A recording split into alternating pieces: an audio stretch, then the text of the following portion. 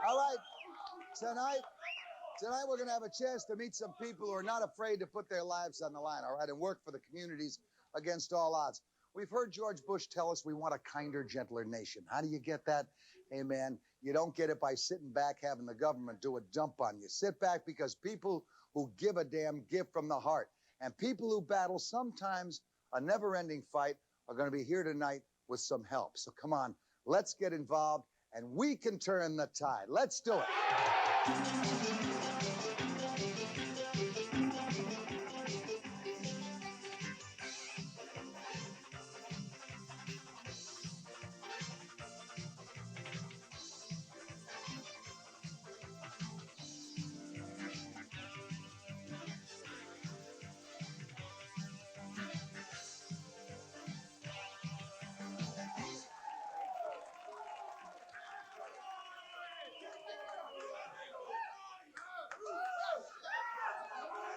Sit back.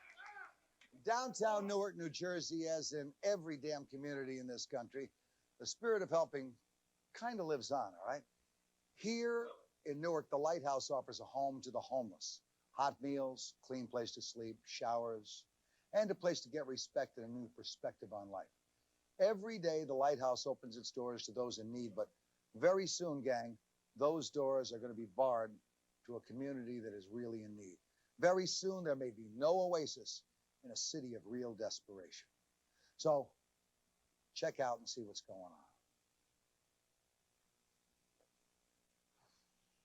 Now let's take a look, if you don't mind, at the people who have fallen through the safety nets of a stable home, stable families, stable schools.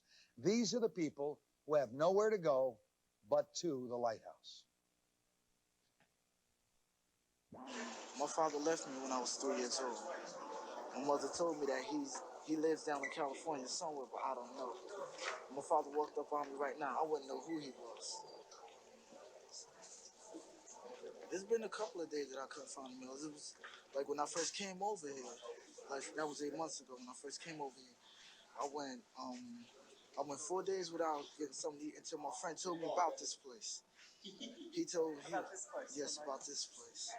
He was telling me, like, because I was down in the Penn Station trying to hustle up some money to get me something to eat. And he was telling me about the Lighthouse.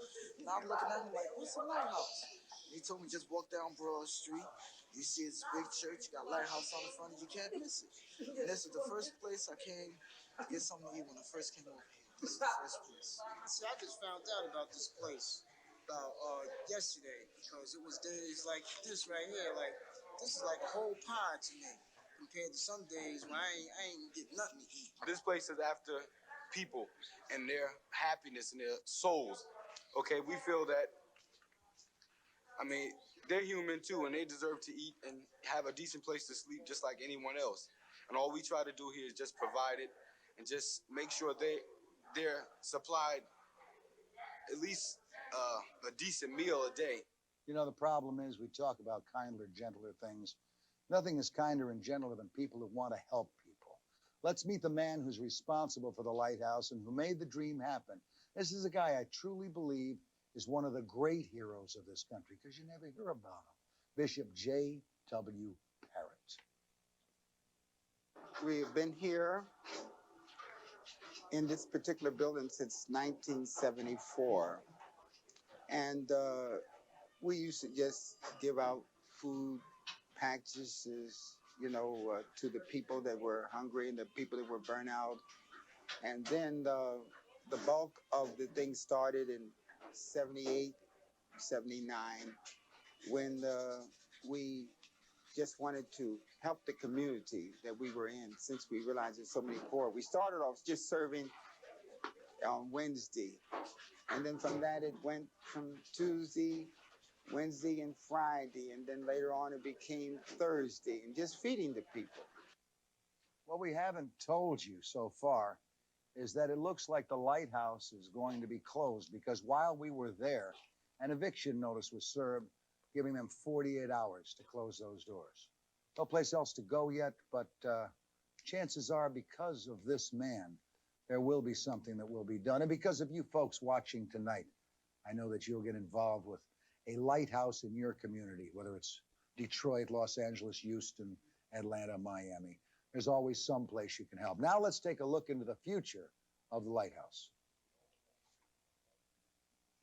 Our ultimate goal is that we want to have a place of our own where we can have our showers again, where we can have our display of clothes for them to take so that we can get the doctor and the nurse and the social worker back, and so we can have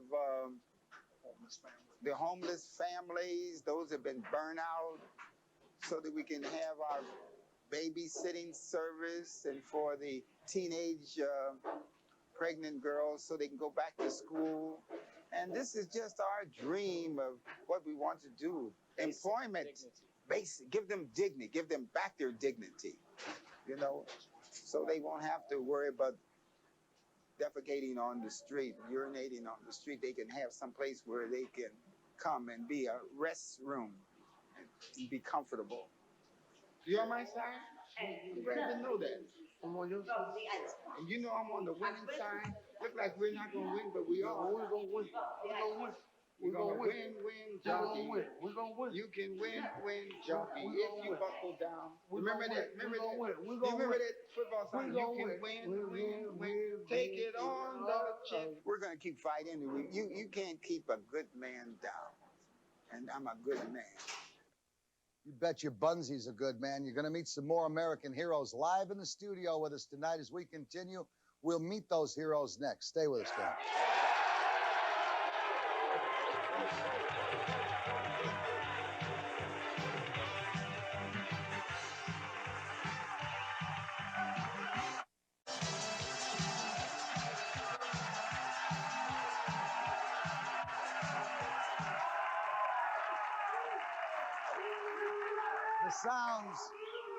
The sounds, my friends at home, all right, from this studio audience of a kinder, gentler nation. Scorecard time. Take them out. We got Rafael Flores at home base with us. We've got Erica at home base with us. And Warren, volunteer at Hotline Crisis, with us tonight. And at the Loudmouth, we have City Councilwoman, I beg your pardon, Carolyn Mulrooney. Yes, indeed, you are a councilwoman. You're a woman.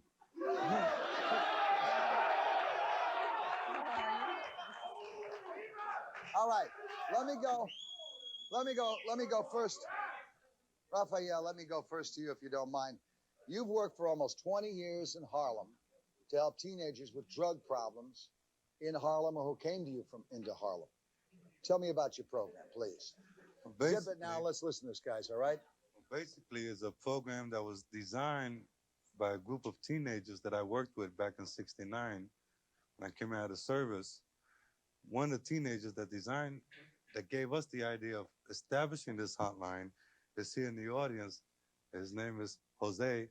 19 years ago, there was a young man that came to the community center where I worked out of, who was on heroin and had no place to go and wanted help. And we thought it was simple. So we simply took him to our local hospital, and we learned that it was very difficult to get anyone into the hospital for detox. 4 days later, this person, who was 19 years old at the time, OD and died on East 103rd Street. And one of the young people said, if only there was a place we could have sent them to, a place we could have called. So at that time, we said, one of the young persons said, well, we'll come up with the idea. And we came up with this program called Hotline Cares. So what does Hotline do? Hotline trains teenagers and young adults to work with other teenagers and young adults from Spanish Harlem and throughout the city that are stuck with problems, crisis. Is there a telephone number they can call? It's a telephone number that they could call. It's not a drug hotline per se, but we are experts in the field because that's the number one priority. Mm-hmm. What we have been doing for 18 years is hot today, finding placement for persons that require placement that are on substance. Placement to detox them, to help them after they're detoxed, find a home in which to live, find a Exactly. family with which to live, a job which they can hold, Exactly. something. Exactly. And Erica, Hi. you were saved. Your life was saved by Yes. Hotline, wasn't it? What were you doing and where were you headed before you reached out to Hotline Cares? Before I reached out to Hotline, I was a cocaine addict. I didn't care about my life anymore. I wanted to die. I had nowhere to go, no home. And How old were you, sweetheart? this was last year. This was last year. Last year. So you're brand new at recovery then, Yeah. huh? What'd you do? I called Hotline and I started working with one of their workers What made you call them? because I couldn't stand my life anymore. I couldn't But stand how what did you know where to find them? Why? I saw a poster. You saw a poster on the Yeah. streets of Harlem? Yeah. And you really knew that your life was totally screwed up. Oh, yeah. I see a ring. You're engaged now. Yes. You got a man who's Yeah. solid, strong, Yes. not involved in drugs. No. And who knows what it's about and how to help me. Did you meet him through Hotline Cares? No, I didn't. All right. What did Hotline Cares do for you? They set me up into a 28-day program, rehab, which and then I got out and they gave me a place to live. They They referred found me. a place Yes. for you to live. Are you working? Yes. Found a job. Yes. Not impossible to find a job in this country, is it? No, not impossible. Not really impossible. Warren, you're a volunteer at Hotline Cares. What made you decide to give your time to other teenagers? Because you're not much beyond that yourself. Right. I'm only 20. I started volunteering at Hotline when I was 10. It was When you were 10 years when I old. was 10 years old because I had nothing to do. I had seen it. I was wondering what it was about. Can't take teenagers and teach them what to do and teach them how to operate in this country and teach them how to help others, huh? What the hell's the matter with you and your community? You haven't been able to harvest the value that you have, not only in teenagers, but in younger people. He was 10 when he started. What happened? Right. So I stuck with Hotline till I'm 20 now, off and on. The reason why I'm really here is because these kind of places need to stay open because we're right in the community dealing with the hardcore stuff. And we work on a different basis. We work more together, volunteers. That's why we get things more done. And, it's a lack of funding. Raphael, let me come back to you and ask you, what kind of rent do you pay in your office space? We operate out of a loft. We pay $600 a month. $600 a month. And we've been dealing with a cash flow problem since October. Cash flow, where's cash come from? We have about 10 private foundations. They give you money. Yes, and one local government, New York City Youth Bureau, we get $12,500 A year. a year. From October to now, there's a cash flow. Our money starts coming in April. Okay, now let me ask you a question. Obviously, that sounds like a little bit of mismanagement there in how to handle your funds. I'm not saying that you're intelligent and know how to handle funds. God knows I'm the screwiest guy in the world at knowing how to do that. But let me ask you a question. $600 a month. You're 6 months behind, comes to $3,600. $7,200 a year is your rent. You maybe have an equal amount for your telephone, so you're up to $14,000 a year. You maybe have in ancillary services and that maybe another 15 or 20,000 expenses. What kind of money are you getting from the foundations yearly? What does it average out to? We were receiving funds strictly for rent up to June of '88. It was suggested that money be used to a salary from our funders, so we no longer had rent money. Okay, but here's the question. monies we What receive- is your budget for a year to operate? Since 1983, when we had federal money, we had good federal money and had a full staff, and I had management personnel that could help me do Could the business administer side. cash flow thing. Exactly. All right. We, what was the question? The question was, what is your budget to run your company now? The budget that we've been surviving on is $127,000. 127,000. How many volunteers do you have? How many employees do you have? How many people do you save? I'm going to show you an equation here. Sure. We have 13 volunteers, 3 staff persons. Right. Last year, we documented 6,000 people we served. 6,000 people you served, all right? You're operating on $128,000 a year, these folks are. Now, remember this, folks. 80% of the people in prison are there because of a drug-related crime. That's first of all. Costs $44,000 a year to keep a person in prison. That's all. Erica is one person who was saved, $44,000 instantly saved to the taxpayers of this country, because you and I are the ones paying for their incarceration, all right? 6,000 people they saved and worked with during the year. How many of those people do you think you helped and took off drugs? Of the 6,000, would you say 600? No, out of the 6,000, we documented we placed into treatment, outpatient, and residential treatment facilities over 4,000. Over 4,000. That's right. Now, I'm not a mathematician, but 4,000 times 44,000 comes probably somewhere to $700,000 or $800,000 a year minimum. 700. That's a hell of a return for a $128,000 investment. All right, a lot of money saved there. Let me go to Councilwoman Mulrooney. You're the councilwoman from that district that Hotline Cares is in, Councilwoman. Why aren't the politicians doing more when they hear that type of a statistic? I'm probably off. It's probably $4 million instead of 400,000, all right?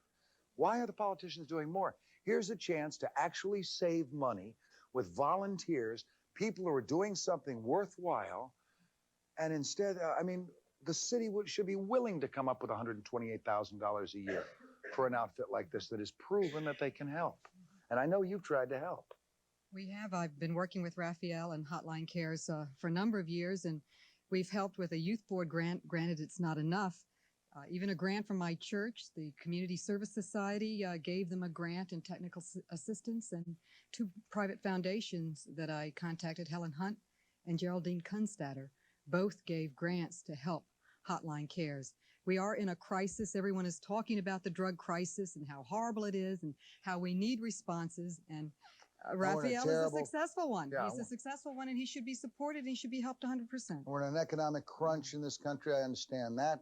Such a crunch that the Japanese sell their cars for 25% of the tax that American cars are sold for. I don't understand the thinking of our governmental agencies in this country.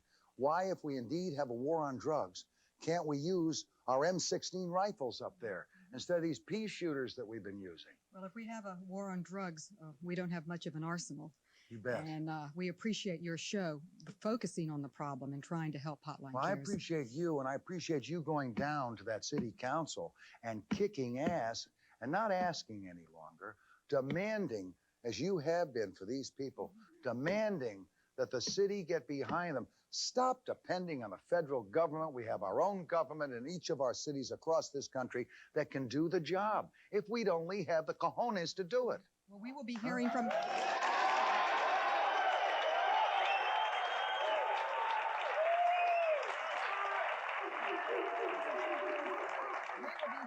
from our borough president, David Deakins, tomorrow about a possible discretionary grant. As I said, he has a year grant from the youth board, and we are asking for more monies. He's got another grant in for a citywide program, which in fact Hotline Cares is.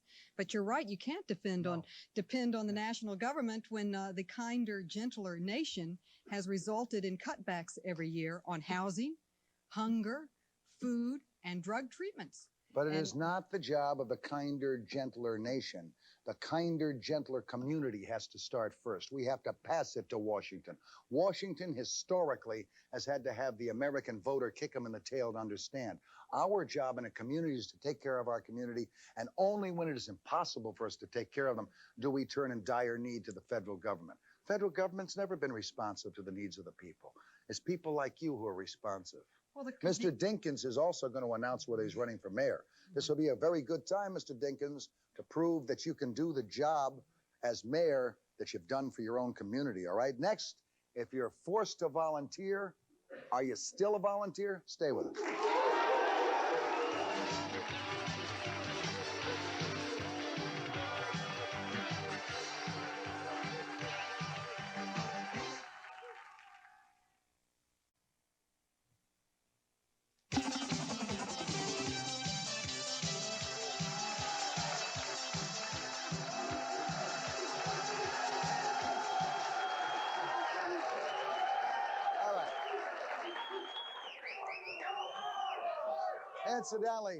Incidentally, before we start this segment, Peter, would you do me a favor?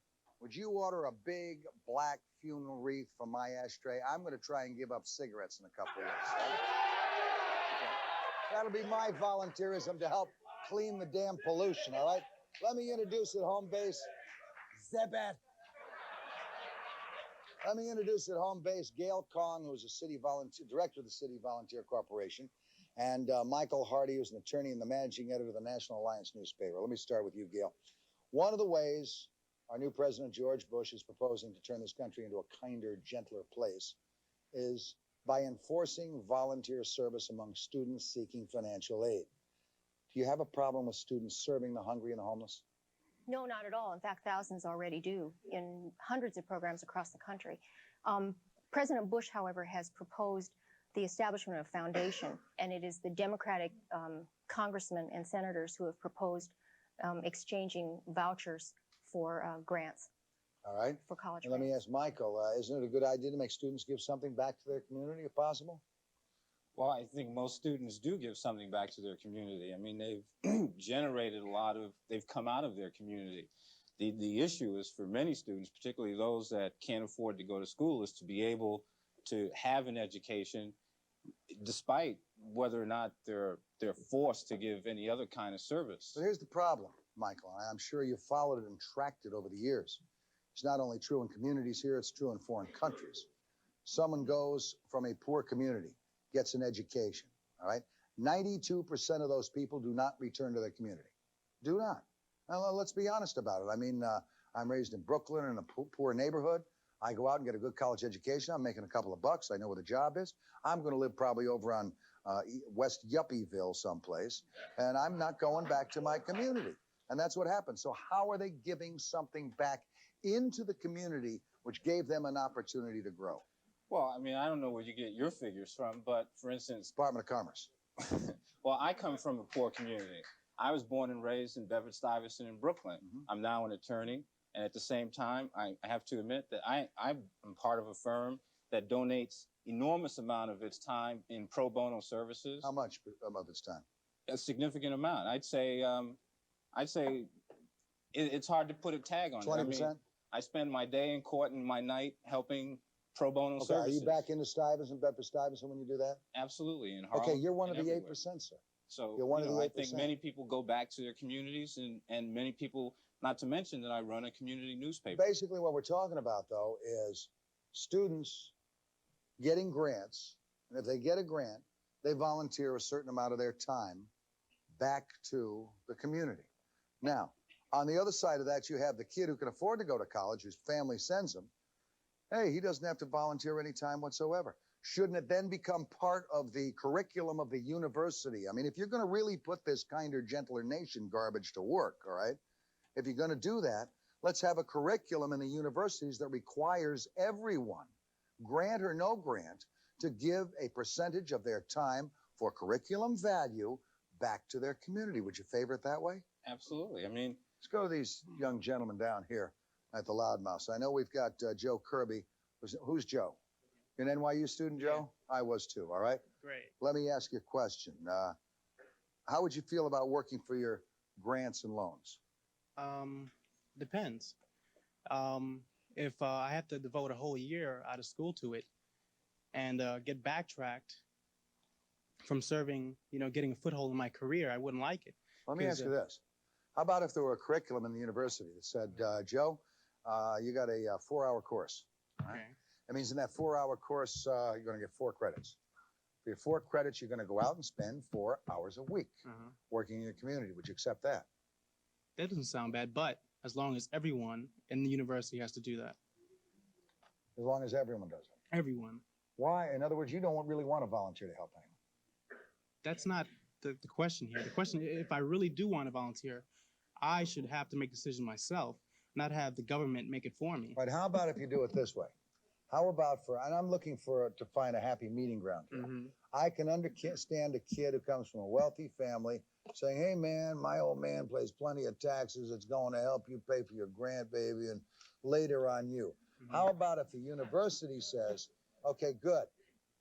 Joe has, because he's got a grant, all right, has a required 4 hours to pay, all right, in community service. And Joe, we're assigning you to helping kids with drug problems.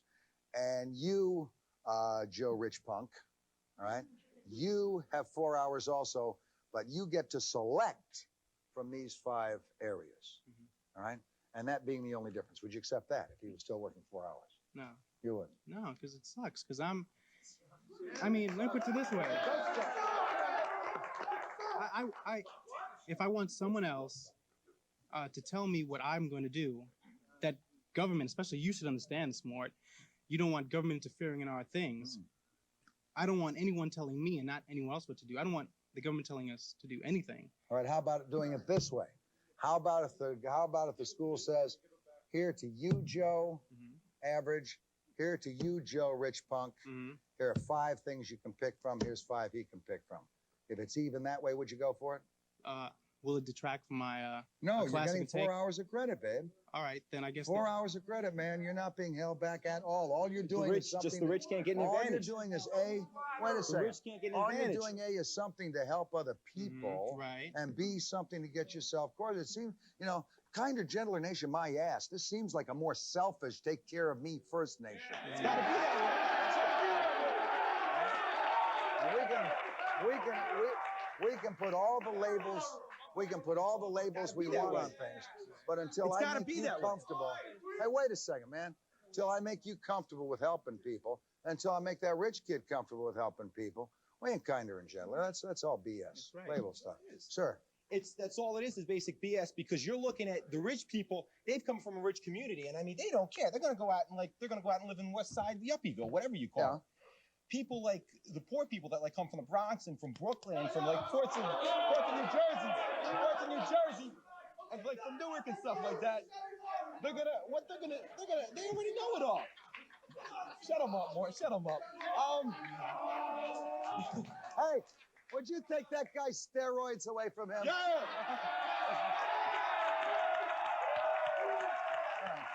So basically what you're saying is if we're going to have volunteerism in this country, it's got to be equal in a sense that it forces everyone to want to be nicer, all right? You got to, unfortunately, at this point, while we're trying to educate people, you got to give them a reason for being nicer. Exactly. All right? And a lot of the rich people that are going to come out of these rich, affluent communities, they don't care about the poor people. They've never been among the poor people. They've gotten everything they have the rest for their whole life. You can't blame them because those poor suckers have never been off a grass-laden street, you know. Well, they should be exposed to that stuff earlier in their life, not in college, and not take away grants from people that need them, like me or my friends over there. They would be if they hang around with me for a while, all right? Next, a woman who was sexually abused. Listen to this sicko, all right? This poor woman was sexually abused by her step-grandfather for 8 years. Stay with us.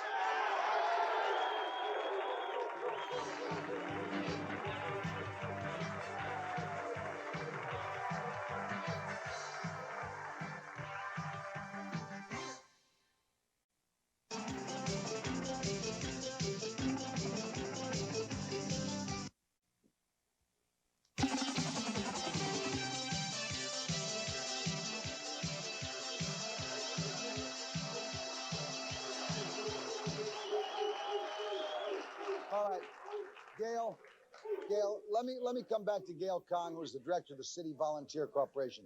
What is the City Volunteer Corporation?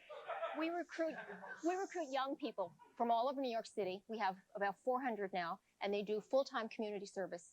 And in exchange, they get... pay them? Yep, they get about $97 a week, and at the end of the year, they get a $5,000 scholarship. So it's a lot like the proposal the Democrats have made. Okay, so that what you're saying is these volunteers are paid $97 a week, which really is car fare and eating money for them, all right? At the end of the year, they get a $5,000 scholarship to go to where? SUNY? Any college they choose. Any college they choose. And we all know that for $5,000 a day, you're not going to get too much of a college, are you? A couple years. A couple of years? A couple of years? Where are you going to school? A couple of years.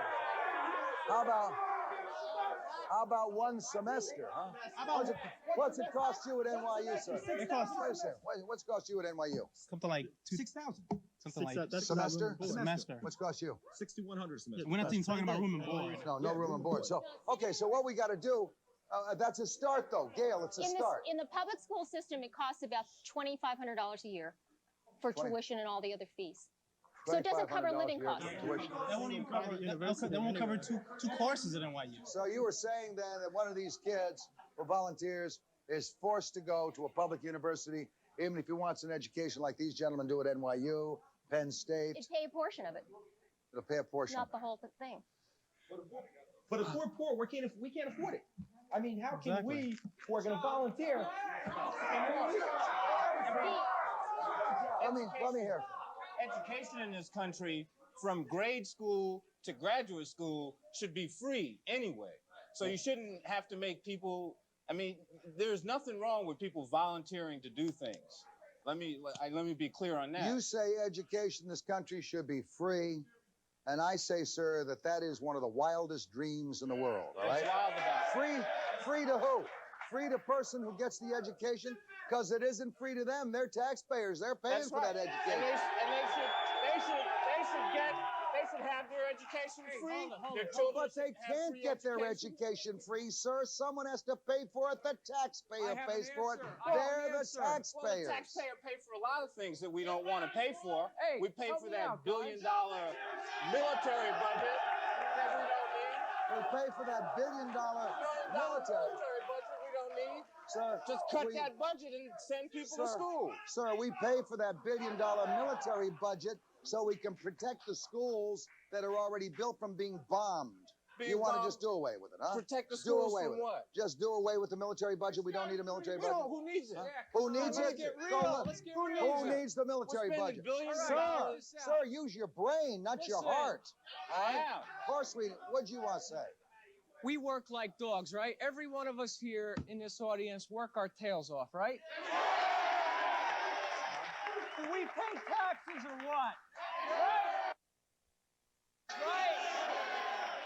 What we should do, right?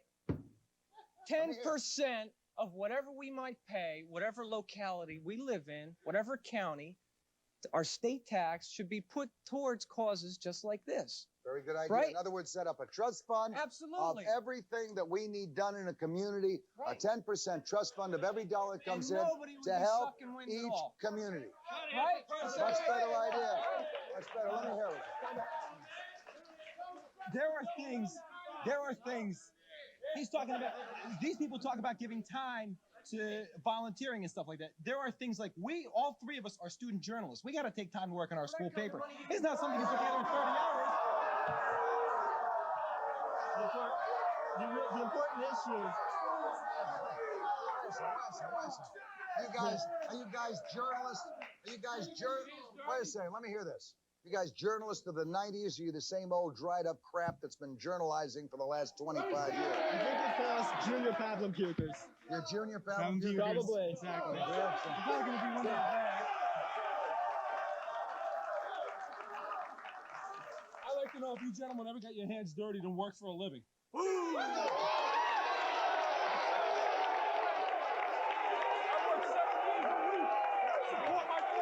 I pay taxes.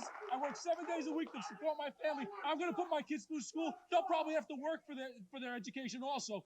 I'm not going to give you anything because you want to go out and work.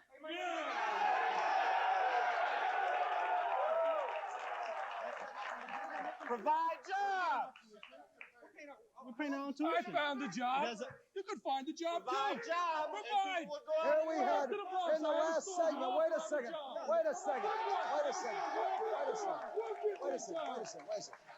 You say find jobs, sir. In this last segment, we had an organization, Hotline Cares, all right? And Hotline Cares, that young lady who was a coke addict, got herself detoxed and found a job right away. You can find one. Hey, we'll be back in a second with a lady who is mad as hell. Stay with us.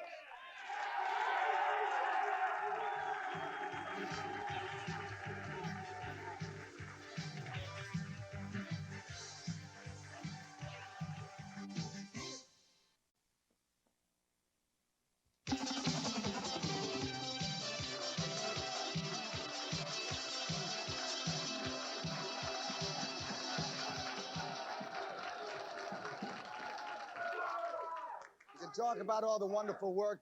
You can talk about all the wonderful work that's done in a community. You can talk about a kinder, gentler nation. You can talk about a kinder, gentler home. And yet you'll run into stories like this young lady's going to relate to us in just a second.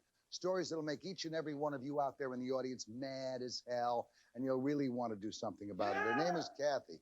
Kathy, let me ask you. You lived, let's talk for a second, sweetheart. Okay. You lived a horror story for 8 years, all right? From the age of 9 to 16. Yeah. You're the first person I've sat down with on this show. Tell me your story. My mother married my stepfather when I was 7 years old. And when I was 9, my stepfather's father started sexually abusing me from the time I was 9 until I was 16. Sexually abusing you from 9 to 16. Yeah. That would be incest. Yeah. Rape. Incest. Be all of those things. When he was abusing you, where were the other members of your family? Either out, once it happened, my grandmother was asleep upstairs and I was sleeping downstairs on the sofa bed. Your grandmother, meaning the His wife, wife, yes. of this sick pig. Yes. All right. Oh, that's How a old great was way. I think he was about 62, 63. And you were 9. Yeah. 9 years old. Yeah. Yeah. Cut them off and use them as earrings.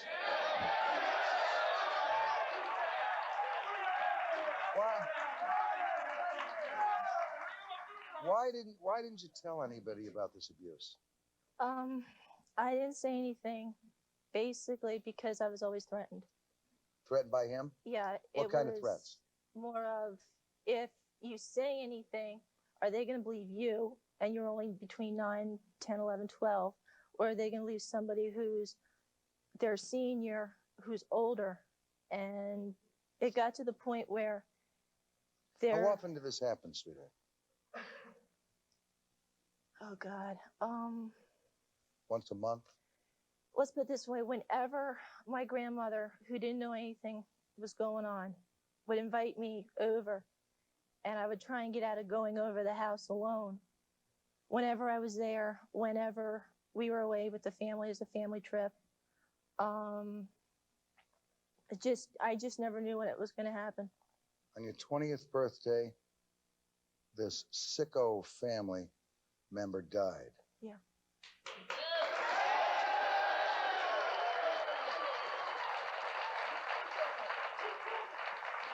I see a smile on your face that all of us in the audience have.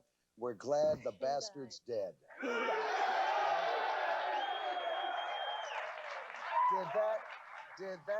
Was that one of the great moments in your life?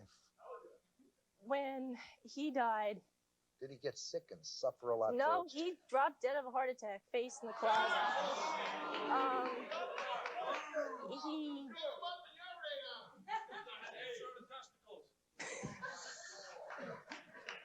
I bet this is the first time you've been able to laugh at this. Yeah, actually. How old are you, 22? 22, I'll be 23. 22. He's been dead 2 years. He stopped abusing you when you were 16. Why did he stop abusing you when you were 16? When I was 16 years old, I was going through a lot of stuff, not just with that, but I was having problems in school. And all of a sudden, I just did a whole lot of crying. And I wouldn't go anywhere near my stepfather because I was afraid of him. I wouldn't go anywhere near my step-grandfather. When the family wanted to go away, I said, I have to work. Or I have Did too you ever much tell your homework. mother about this? Not until I was 20. Not You were until 20 years after old. he died. What did she say when you told her? She didn't believe it. Yeah. She's like... Which is the typical story, incidentally, folks. The typical story when a kid comes and tells you, the parent, the mother, they don't believe it. Does your mother believe it today? I don't know. You talk to your mother? We talk about it briefly, not straight out. She talks to people about it outside the family, She does. like my aunt and, people really close that she can talk to, but she won't talk to me. What kind of abuse has this had on your life? Well, what is this abuse? What kind of an effect has it had on you? After it was over, when I was 16 years old, I suffered a nervous breakdown. because I was finally Perfectly learning of understandable. everything that was happening. Perfectly understandable. Have you ever sat down, even though he's dead, and written a letter calling All him the every time. scumbag name that he is? All the time. All the time.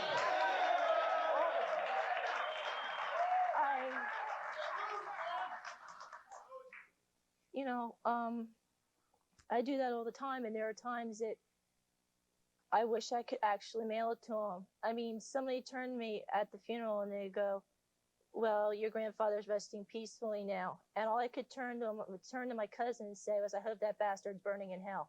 That's all I could say. You know, the beauty of it is, you know what's nice? You know what's nice, sweetheart? He's not only burning in hell, but that thing he abused you with has fallen off. We'll be back in a second.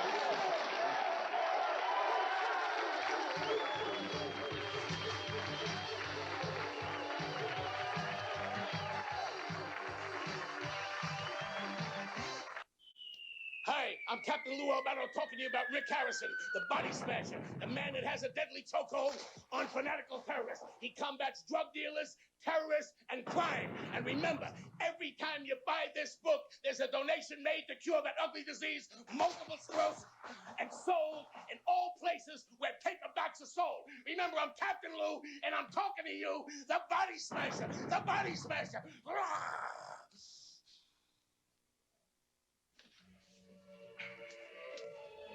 Nice suit. Sale at Bullock's, right? No, no sale. CNR. No sale.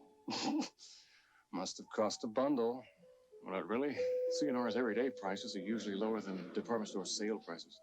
And CNR never charges for normal alterations. Not even on sale items. Unlike Bullock's. CNR, because you deserve more.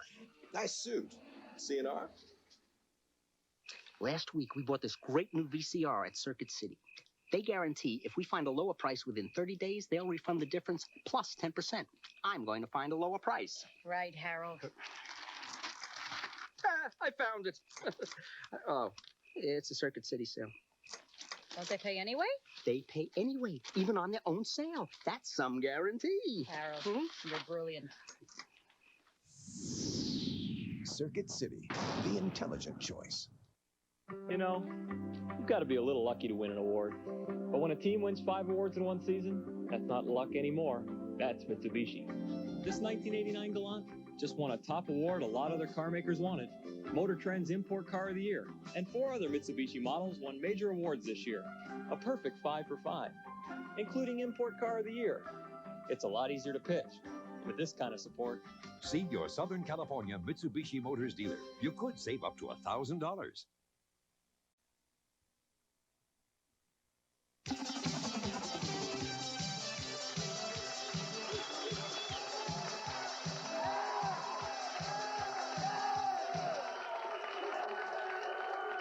Okay? We've heard a lot of talk about a kinder, gentler nation. We've heard a lot of talk about volunteerism, including someone who didn't want the volunteering that was done. You're up at bat, pal. At 16, what happened that made it all stop? And I finally learned through actually a friend of mine, because I broke down, I started crying. That was going on was wrong. I wish we would have been able to have the People's Court up in the Bronx for him. We would have done something to him.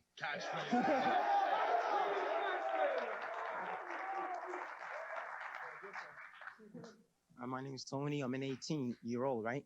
And okay, about last year, I was sort of depressed and stuff, tried to hang myself. I was in and out of hospitals and jail, right? And like my mother called hotline. She found a number in the newspaper, and you know, I have a lot to thank Raphael over here because, you know, he helped me get out of jail and he helped me with the hospital, you know, bills and all that stuff, you name it. It was hard, and you know, that's all I wanted to say. Are you cool now, man? Yeah. You know, Yeah. No crap? You're not taking any crap? You're not burglarizing? No more. I used to take drugs and stuff, and you know, he had to send me upstate, right? It took time to find a program and stuff, and you know, he got through with it. And now after 4 months of the rehab, you know, keep kicking hands. Yeah. Man.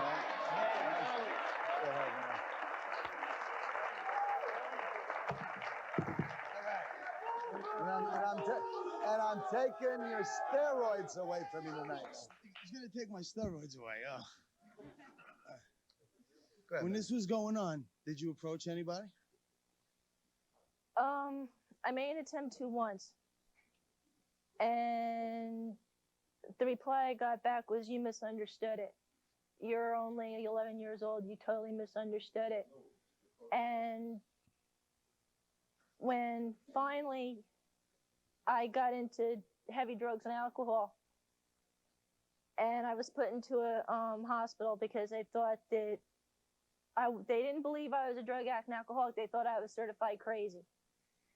And when I finally got to when it finally came down to the bottom line, they said, "There's something more wrong with your daughter than what you guys think or what she thinks." They put me under hypnosis. It was very well evident that something was wrong. And when my parents were approached with this, they were like, "No way."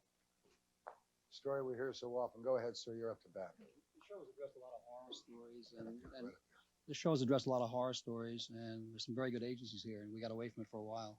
I don't think you can settle all this in one show. No, you can't. And I think it's going to take a joint effort by everybody. You know, the community, the federal government, the state government. People like the Lighthouse, all right? Exactly. The job they're We doing. never came up with a solution. I don't think you could do that in one show. The solution is to know in your communities, find out where there is a church, a school, an organization that volunteers, that helps, that's doing something, all right? And get involved in doing it. Doesn't take 10 hours of your time a day, 1 hour, 2 hours. If you have money and you don't have the time, give them money. If you have time, you don't have the money, give them the time. But we can all give something of ourselves to help other people without having to depend on the damn government to do it all the time, because they never get it done. And 1 minute. Hey, Morton, instead of the students who are trying to better themselves, how about the people sucking up the money on welfare? How about them putting some of their time back? Well, that's something that people are talking about, too. There's a new program that I have sent to some friends of ours in Washington that will guarantee $12,000 a year to every family, all right? Tax-free. Second $12,000 you earn, tax-free. Everything you earn thereafter, you pay 50% on until you pay back the initial $24,000. Thereafter, you pay the same tax. That sends the money directly to the people. They blow their $1,000 a month. That's tough, baby. You lie in the gutter. You do whatever you want. We're not going to help you with welfare from that time. Let me see how much time we have.